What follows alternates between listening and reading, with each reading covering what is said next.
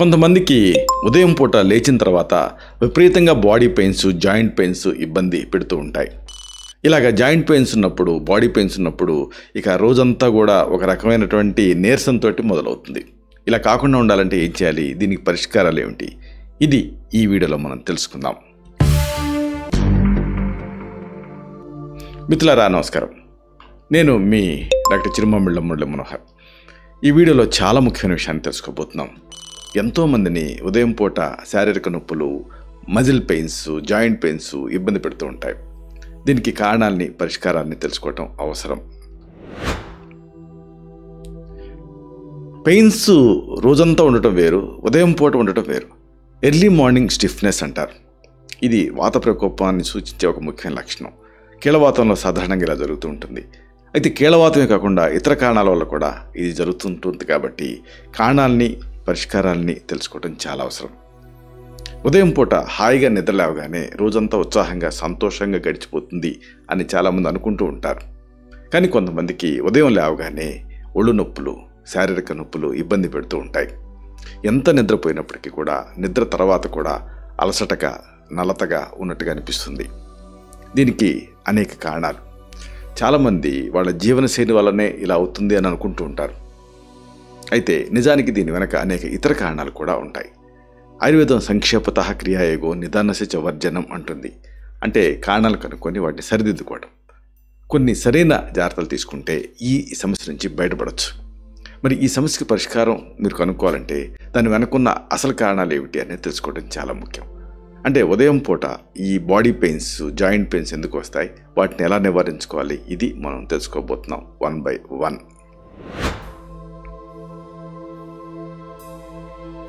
ముఖ్యంగా చెప్పుకోవాల్సింది నిద్రలో తప్పుడు భంగిమ గురించి. మీరు పడుకునే భంగిమ సరైనది కాదనుకోండి, ఉదయం లేవగానే శరీరంలో నొప్పి, తిమ్మిరి రావటం సహజం. పొట్ట మీద బోర్లా పడుకోవటం ఆరోగ్యానికి, మెయిన్గా ఇలాంటి పెయిన్స్ ఉన్న వాళ్ళకి మంచిది కాదు. ఈ భంగిమలో వెన్నుముక పైన విపరీతమైన ఒత్తిడి పడుతుంది. తలని ఒక పక్కకి తిప్పుకోవటం వల్ల మెడ కండాలు బిగుసిపోయి మెడ నొప్పి కూడా రావచ్చు. పడుకునేటప్పుడు వెన్నుముక నిటారుగా ఉండేలాగా మీరు చూసుకోవాలి. వీలైనంత వరకు వెల్లికిలా కాకుండా పక్కకి తిరిగి పడుకోవటం మంచిది. ఇంకా మెడ కింద ఒక చిన్న దిండు లేదా టవల్ చుట్టు పెట్టుకుంటే మంచి రిలీఫ్ వస్తుంది. కొంతమంది 2-3 దిండ్లు వాడతారు. అలా కాకుండా చిన్న దిండు, ఎంత అంటే మనకి చెయ్యి ఎంత మందం ఉందో అంత దిండు వాడితే సరిపోతుంది. పడుకునే భంగిమ వెన్నుముక ఆరోగ్యం మీద కూడా ప్రభావాన్ని చూపిస్తుంది. సరైన భంగిమ లేదనుకోండి, గురుత్వాకర్షణ శక్తి వల్ల ఈ శారీరక బరువు ఒకవైపుకి పడి కండరాలు, కీళ్ళ మీద ఒత్తిడి పెరుగుతుంది. ఈ ఒత్తిడి వల్ల రక్త ప్రసరణ కూడా సరిగ్గా జరగదు. ఇది కండరాలు బిగుసుకుపోవటానికి, తిమ్మిరి రావడానికి కారణం అవుతుంది. రాత్రంతా కండరాలు ఇలాగ ఒత్తిడికి గురి కావటం వల్ల ఉదయం లేవగానే నొప్పులు వస్తాయి. అందుకే సరైన భంగిమలో పడుకోవటం చాలా అవసరం. ఆయుర్వేదం ప్రకారంగా సరైన భంగిమలో పడుకోవటం వల్ల దీనివల్ల ఈ ఆరోగ్యానికి చాలా మేలు జరుగుతుంది. ఇది ముఖ్యమైన విషయం. ముఖ్యంగా ఎడం వైపు తిరిగి పడుకోవటంని ఆయుర్వేదం సూచిస్తుంది. ఇలా పడుకోవటం వల్ల ఏం జరుగుతుంది? జీర్ణక్రియ అంటే డైజెషన్ సులభతరం అవుతుంది. కాలేయం, క్లోమం ఇలాంటి అవయవాలపైన ఒత్తిడి దీంతో తగ్గుతుంది. కఫదోషం, వాతదోషం, పిత్తదోషాన్ని సమతుల్యం చేయడానికి కూడా ఇది సహాయపడుతుంది. నిద్రకి వెళ్ళబోయే ముందు గోరువెచ్చని పాలలో కాస్త చిటికెడు పసుపు కలుపుకొని తాగటం వల్ల నరాల ఆరోగ్యం మెరుగుపడుతుంది. ఎందుకంటే పాలల్లో ట్రిప్టోఫాన్ ఉంటుంది, మంచి నిద్ర పడుతుంది. పసుపు యాంటీ ఇన్ఫ్లమేటరీగా పనిచేస్తుంది.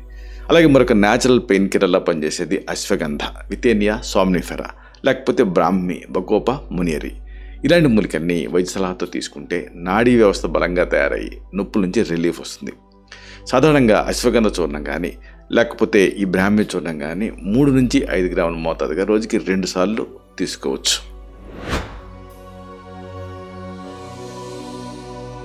ఇక అతి ముఖ్యమైనది శరీరంలో మంట, అంటే ఇన్ఫ్లమేషన్.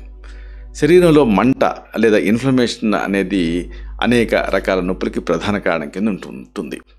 మన శరీరంలో ఒక భాగం గాయపడినప్పుడు, బ్యాక్టీరియా లేదా వైరస్లు దాడి చేసినప్పుడు మన రోగనిరోధక వ్యవస్థ సైటోకైనిన్స్ ఇంకా శోధ కణాలని విడుదల చేస్తుంది. ఈ కణాలు గాయపడిన కణజాలాన్ని సరిచేయడానికి ట్రై చేస్తాయి. ఈ ప్రక్రియలో వాపు, నొప్పి, ఎరుపు ఇలాంటి ఇన్ఫ్లమేషన్ లక్షణాలు కనిపిస్తాయి. దీన్నే వైద్య పరిభాషలో ఇన్ఫ్లమేషన్ అంటారు. దీనిని ఆయుర్వేదంలో శోధ అంటారు. శరీరంలో ఇన్ఫ్లమేషన్ స్థాయిలు పెరిగాయనుకోండి, అది నొప్పులకి దారితీస్తుంది. ఈ సమస్యను తగ్గించుకోవడానికి ఆరోగ్యకరమైన ఆహారపు అలవాట్లు చాలా సహాయపడతాయి. ఇన్ఫ్లమేషన్ అనేది ఏమిటి? నిజానికి ఒక ప్రొటెక్టివ్ మెకానిజం, ఒక రక్షణ చర్య. కానీ ఇది దీర్ఘకాలంగా మారినప్పుడు అప్పుడు సమస్యలు మొదలవుతాయి. అనారోగ్యకరమైన ఆహారం, సరైనటువంటి జీవనశైలి లేకపోవటం వల్ల ఇన్ఫ్లమేషన్ స్థాయిలు నిరంతరం పెరిగి అలాగే ఉండిపోతాయి. దీంతో శరీరం అంతా కూడా నొప్పులు మొదలవుతాయి. శరీరంలో ప్రతి కణజాలం, ప్రతి అవయవం దీనివల్ల ప్రభావితం అవుతుంది. ముఖ్యంగా ఉదయం పూట ఎక్కువ నొప్పిగా ఉంటుంది ఇన్ఫ్లమేషన్ వల్ల. అందుకే ఈ సమస్యకు మూల కారణమైనటువంటి ఆ ఇన్ఫ్లమేషన్ తగ్గించుకోవడానికి అవసరమైన చర్యలు తీసుకోవాలి. ఆయుర్వేదంలో చెప్పుకున్నట్టుగా ఇన్ఫ్లమేషన్ శోధ అంటారు, లేదా సోఫా అని కూడా అంటారు. శరీరంలో దోషాల అసమతుల్యత వల్ల ఇది వస్తుంది. ముఖ్యంగా పిత్తదోషం పెరిగినప్పుడు శోధ వచ్చే అవకాశం ఎక్కువ. పిత్తం అంటే శరీరంలో వేడి, ఇది ఆ వేడిని పెంచి వాపు నొప్పిని కలిగిస్తుంది. దీనికి ట్రీట్మెంట్గా పిత్తాన్ని తగ్గించే ఆహారాన్ని తీసుకోవాలి. పసుపు, అల్లం ఇవన్నీ కూడా యాంటీ ఇన్ఫ్లమేటరీగా పనిచేస్తాయి. మెయిన్గా చెప్పాల్సింది గుగ్గులు గురించి, కామ్నిఫరా ముకల్. ఈ మూలికని ఈ ఇన్ఫ్లమేషన్ తగ్గించడానికి వాడతాం. ఇది వాపును తగ్గిస్తుంది. సాధారణంగా ఇది ఆ గమ్ ఫామ్లో మనకి ఇది లభిస్తుంది. 500 మిల్లీగ్రామ్ నుంచి 1000 మిల్లీగ్రాములు అంటే 1 గ్రామ్ మోతాదుగా రోజుకి 2 సార్లు ఈ గుగ్గుల్ని తీసుకుంటే మంచి ఫలితం ఉంటుంది. ఇంకా అల్లం కషాయం, పసుపాలు లాంటివి కూడా మీకు ఉపయోగపడతాయి. ఇక అతి ముఖ్యమైనది పరుపు. నాణ్యత లేని పరుపు వల్ల కూడా ఉదయం పూట నొప్పులు వస్తాయి. మీ పరుపు సరిగ్గా లేకపోతే అది ఉదయం పూట నొప్పులకు ప్రధాన కారణం అవుతుంది. పరుపు ఎగుడిదిగుడిగా ఉంటే లేదా మధ్యలో గుంటలు పడితే అప్పుడు శరీరానికి సరైన మద్దతు అనేది, సపోర్ట్ అనేది ఉండదు. దీంతో వెన్నుముక, మెడ మీద ఒత్తిడి పడి నొప్పులు వస్తాయి. పాత పరుపులు, దుమ్ము పట్టినటువంటి పరుపుల వల్ల ఎలర్జీలు కూడా రావచ్చు. అప్పుడు కూడా ఇన్ఫ్లమేషన్ వస్తుంది.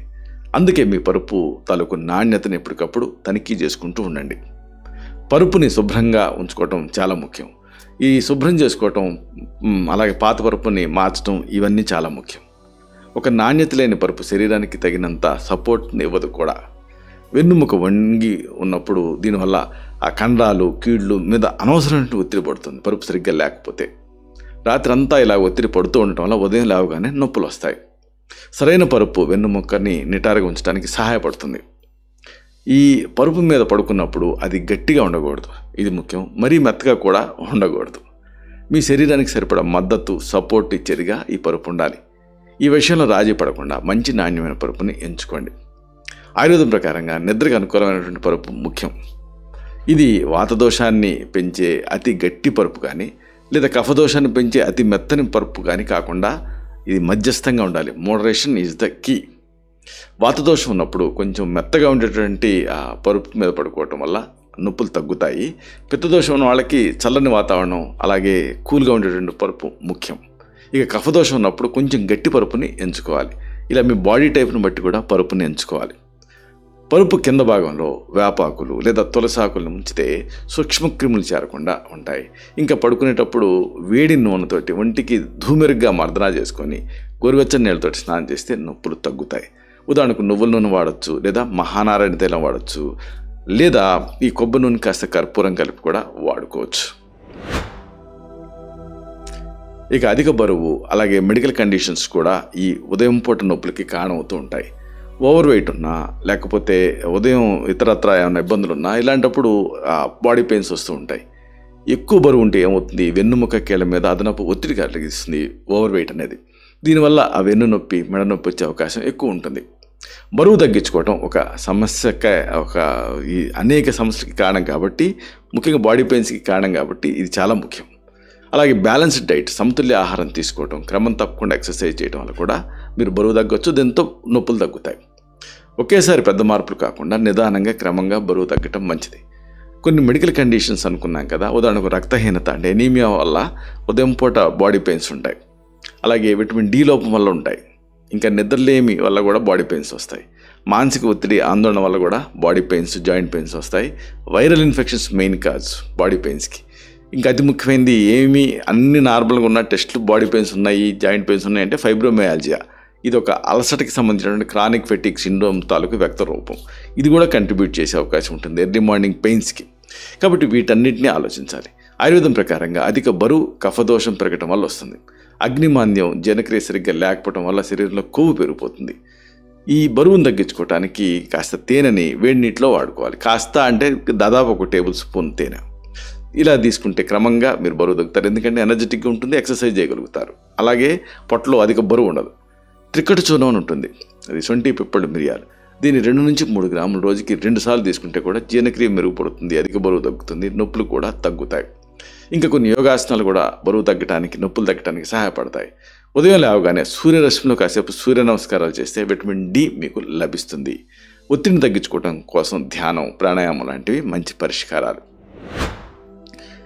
ఇక గ్లోబల్గా ఈ సమస్య ఉన్నప్పుడు ఎలా తగ్గించుకోవాలి అంటే అందరికీ సూట్ అయ్యే కొన్ని సూచనలు ఉన్నాయి. ఉదాహరణకు చెప్పుకున్నట్టుగా ఎర్లీ మార్నింగ్ పెయిన్స్ ఉంటాయి కాబట్టి ఎర్లీ మార్నింగ్ ఎక్సర్సైజ్ చేయాలి. అంటే మంచం మీదనే ఎక్సర్సైజ్ చేయాలి. ఉదయం లేవగానే మంచం మీద ఉండి మెల్లగా స్ట్రెచ్చింగ్ ఎక్సర్సైజ్ చేయండి.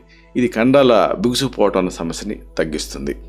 అలాగే అతి ముఖ్యమైనటువంటి మరొక సూచన ఉంది. స్నానం శ్రమహారాణం శ్రేష్టం అంటారు. వేడి నీటి స్నానం. ఉదయం గోరువెచ్చని నీళ్ళతో స్నానం చేస్తే కండాల నొప్పుల నుంచి రిలీఫ్ వస్తుంది. ఇది రక్త ప్రసరణ మెరుగుపరుస్తుంది. అలాగే అతి ముఖ్యమైనది త్రివిధ వ్యూహాలు ఉంటాయి. ఆహార విహార ఔషధైహి అని. ఆహారంలో మార్పులు చేర్పులు చేసుకోవాలి. పండ్లు, కూరగాయలు, ఆకుకూరలు ఎక్కువ ఆహారం తీసుకోండి. పసుపు, అల్లం లాంటి ఆహారంలో యాంటీ ఇన్ఫ్లమేటరీస్ని భాగం చేసుకోండి. ఇంకా అతి ముఖ్యంగా మనం ఇంతకుముందు చెప్పుకున్న ఒక ముఖ్యమైన సూచన ఉంది. ఆహారం అన్ని రోగాల్ని పోగొడితే నిద్ర సగం రోగాలను పోగొడుతున్న సామెత. నిద్రలో భంగిమ చాలా ముఖ్యం. మీరు పడుకునే భంగిమను మార్చుకోండి. వెలికిలా కాకుండా పక్కకి తిరిగి పడుకోవడం మంచిది. అలాగే అతి ముఖ్యమైనది ఆసనం, అలాగే పరుపు. నాణ్యమైన శరీరానికి మద్దతునిచ్చేటటువంటి పరుపును ఎంచుకోండి. అవసరమైతే ఆ పరుపును మార్చుకోండి. ఇక అతి ముఖ్యమైన ఒక పంచకర్మలలో ఒక భాగం ఉంది, మసాజ్, అభ్యంగనం. దీన్ని ఒంటి మర్దన చేయించుకుంటే మంచి ఫలితం ఉంటుంది. నువ్వుల నూనె వాతాహారంగా పనిచేస్తుంది. ఇంకా మహానారాయణ తైలం లాంటివి వాడుకోవచ్చు. ఇంకా శారీరక బలహీనతకి అశ్వగంధ, అలాగే నర్వస్ సిస్టమ్ని ఇంప్రూవ్ చేయడానికి బ్రాహ్మి, ఇలాంటివి కూడా వైద్య సలహాతో వాడుకోవచ్చు. ఈ పద్ధతులను పాటిస్తే ఉదయం పూట వచ్చేటువంటి నొప్పుల్ని చాలా ఎఫెక్టివ్గా తగ్గించుకోవచ్చు. మీరు ఆరోగ్యకరమైన జీవితాన్ని గడపచ్చు. ఇలాంటి మరిన్ని ఇన్ఫర్మేటివ్ వీడియోస్ కోసం ఈ ఛానల్ సబ్స్క్రైబ్ చేసుకోండి. అలాగే ఈ వీడియోలు అప్లోడ్ అవడంతోనే ఆ విషయం మీకు తెలియాలనుకుంటే బెల్ బటన్ క్లిక్ చేయండి. అప్పుడు మీకు ఒక నోటిఫికేషన్ వస్తుంది. ఆ నోటిఫికేషన్ మీద క్లిక్ చేస్తే ఆ వీడియోని మిస్ కాకుండా చూడగలుగుతారు. అలాగే ఈ వీడియో మీకు నచ్చితే లైక్ చేయండి. అప్పుడు ఇది మరింత ఎక్కువ మందికి రికమెండ్ అవుతుంది. ఈ వీడియో తలకు పర్పస్ సర్వ్ అవుతుంది. అంటే అందరికీ ఆరోగ్యాన్ని మన అభిలాష, మన ఆకాంక్ష నెరవేరుతాయి. శతం జీవ శరదో వర్ధమానః, శతం హేమంతాన్ శతం వసంతాన్. 100 శరత్తులు, 100 హేమంతాలు, 100 వసంతాలు వర్ధిల్లుతూ జీవించండి. Stay healthy, stay happy, be positive, keep smiling. Love you all. శుభం.